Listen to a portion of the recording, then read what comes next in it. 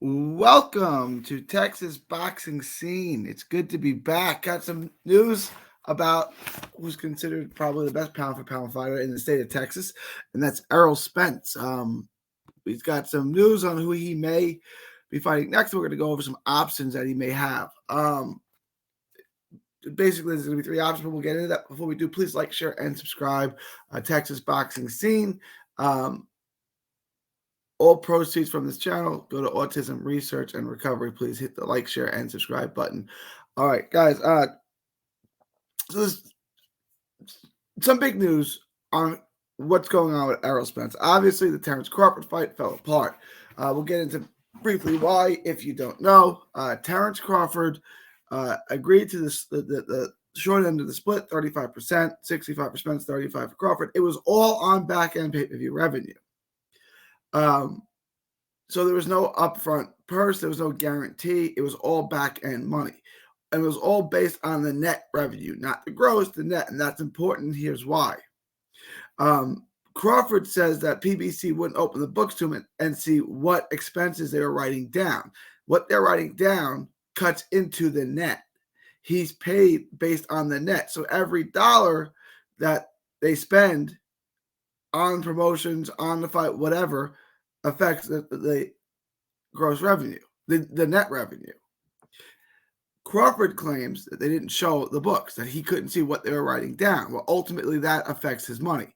So it initially seemed like a hiccup that they could work around, like you just open the books. I don't know. It fell through. I'm not saying who's to blame here. I'm just telling you that's what happened. Crawford wanted the books to be open. He says that PBC wouldn't open them and that he doesn't know what's being written down. And all of his purse, which we do know, is based on the back-end money. So you're basically writing down his paycheck. It's considerable beef. It's not really relevant right now. What he's doing is going on. He's fighting David Avnesian. Fighting really nobody wants. Not really a barn burner. Not really living a lot for the, we know who's going to win that fight. It's not really intriguing. It's going to be a pay-per-view for $40. Buy it if you want. It's Crawford. He's fighting once this year. So that leaves Errol Spence without a fight. Now, Spence is going to have two mandatories coming up, it looks like. And we're going to get into the different options that he has. The WBA is going to order Stanionis. That's going to happen. So he's going to have to fight Stanionis, yes, if he wants to keep his WBA belt. Boots Ennis is going to the IBF to petition them to call his fight, which my guess is that they're going to do. He had the opportunity to negotiate a fight with Crawford. It fell through. I think if Spence wants to stay at 47, his next two fights, and he wants to keep his belts, are going to be Stanionis and Boots Ennis, because they're both going to call the mandatories. The WBA has this, Stanionis has the regular belt. Spence has the super belt. They have their consolidation program, we'll call it, going on. And they're consolidating their belts.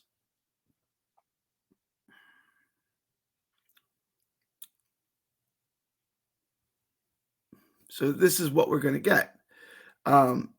If Spence doesn't want the belt, they'll take it from him the same way they took it from Estrada, Juan Francisco Estrada, and they'll give it to the regular champ, which was Josh Franco. In that particular case, it would be Stanionis in this case. But they will take it from him.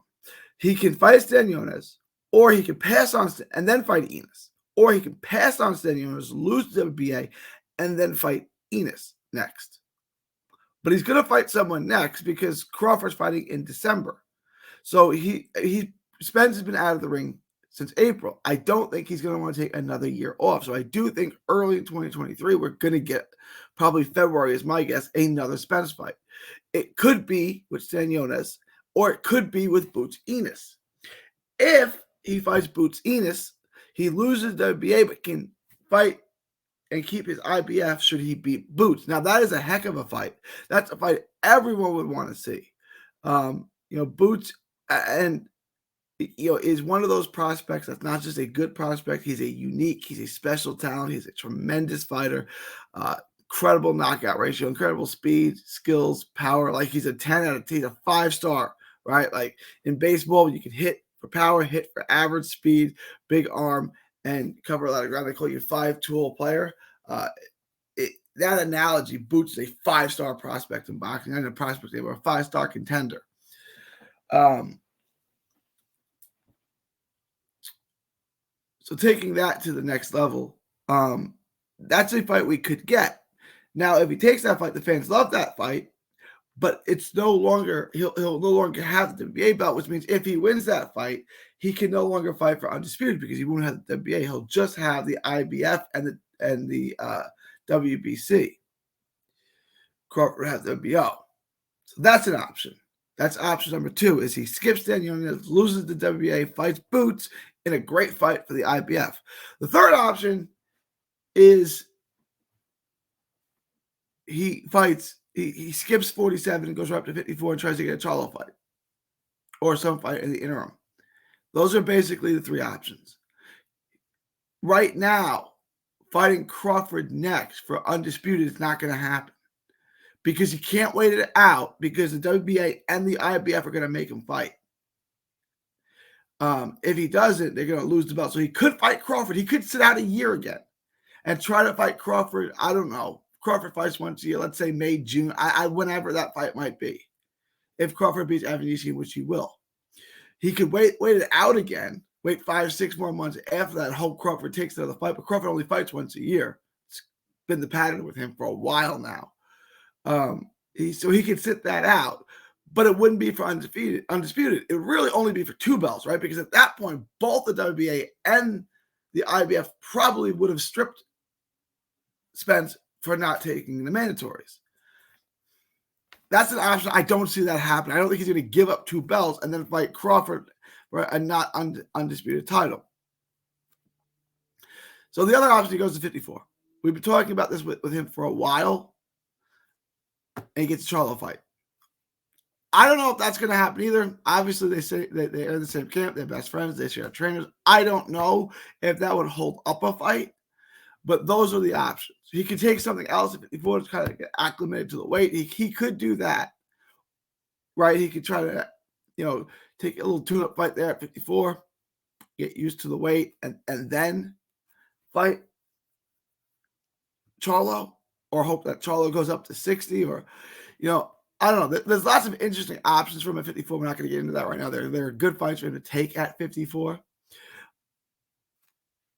But, none of them are intriguing, really, besides the Charlo fight, which I don't know. I mean, we've seen guys in the same stable fight each other in the past. It does happen.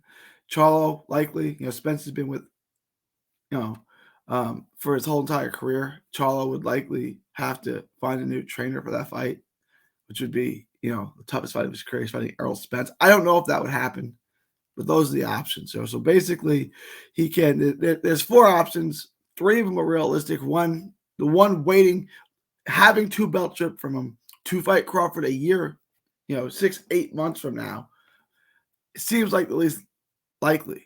So it does not seem like Spence will be fighting Crawford next. Just my hunch. He's going to have to fight one of these other 2 guys, or vacate the belts, or go up to 54, or vacate all the belts and go up to 54. Those are kind of his options, but he's going to have to fight Stanionis if he wants to keep his belt. The Crawford fight, they were given time to negotiate. They negotiated, it fell through. Crawford taking another fight. The WBA and the IBF aren't going to issue him more extensions to negotiate a fight that they just couldn't negotiate. So it's kind of Spence for Crawford for undisputed is it to me, I think, with all that's being reported, is a done deal. That's not going to happen. Now, it could happen, it could happen down the road. If Crawford wins, Spence beats Stanionis, then he beats Boots, and then a year and a half from now, he comes back and fights Crawford again, but someone would have likely gone to 54 at that point. That doesn't seem likely. So it's either Stanionis next, Boots next, or 54. I don't see any other realistic option. Let me know what you guys think. Leave your thoughts, comments below. Do you think, which of those 3 options do you think is going to happen? Is there a 4th option that I'm not seeing? Let me know what you guys think. Please like, share, and subscribe to Texas Boxing Scene. All proceeds go to autism research and recovery. It is October 25th, 2022, from Texas to the world. Thank you, and God bless.